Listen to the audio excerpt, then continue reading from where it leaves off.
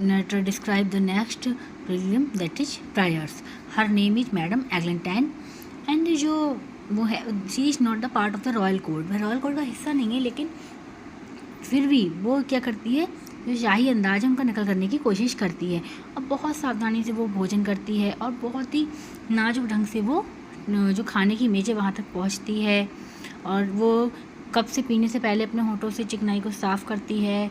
And she speaks French, वह French बोलती है लेकिन प्रोवेंशियल इंग्लिश एक्सेंट के साथ। और वह बहुत ही ज़्यादा दयालु हैं, जानवरों के प्रति बहुत दयालु हैं।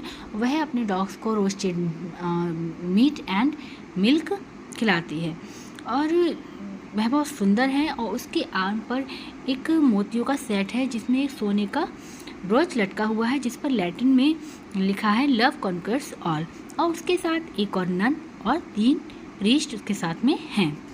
And the next Pilgrim is monk. तो नरेटर उसका डिस्क्रिप्शन देता है, बताता है कि मॉन्क इज़ वेरी हैंडसम, वह सुंदर है, वह शिकार करना पसंद करता है, कई घोड़े रखता है और वो मठ में एक आउटराइडर है। वह मठ के साथ साथ बाहरी दुनिया को भी साथ में चलता है, मठ के व्यवसाय की भी देखभाल करता है और बाहरी दुनिया को भी देखता है। और उसका जो घोड़ा है उसकी लगाम हवा में चर्च की घंटी जितनी स्पष्ट और तेज बजती सुनाई देती है। और मॉन्क जानता है कि उसके मठवासी जो आदेश हैं उसका नियम जो है भिक्षुओं को शिकार जैसी गतिविधियों में शामिल होने से रोकता है, लेकिन वह इन सारे प्रतिबंधों को मानने से खारिज कर देता है।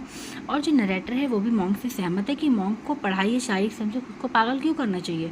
और जो मॉन्क है वो मोटा है, गंजा है, लेकिन अच्छी तरह से कपड़े पहने हुए मॉन्क एक समृद्ध स्वामी जैसा दिखाई देता है। And the next pilgrimage fryer, यह एक धार्मिक आदेश का सदस्य है जो पूरी तरह से भीख मांगकर रहता है। यह हंसमुख है, अनप्रिय, सुवक्ता और सामाजिक रूप से मिलनसार है। वह लोगों को आसान प्रायश्चित देता है जो पैसे दान करते हैं। इस कारण से वह पूरे देश में धनी जमींदारों के बीच बहुत लोकप्रिय है और वह अपनी उदारता को यह तर्क देकर उचित ठहराता है कि भिक्षुओं को दान करना सच्ची पश्चाताप का संकेत है। भले ही जो पश्चाताप कर रहा है वो आंसू बहाने में समर्थ हो या ना हो, असमर्थ ही हो।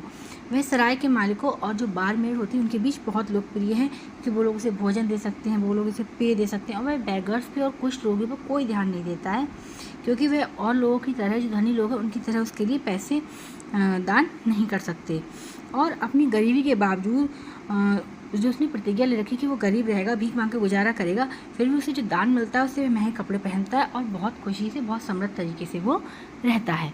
Thanks for watching.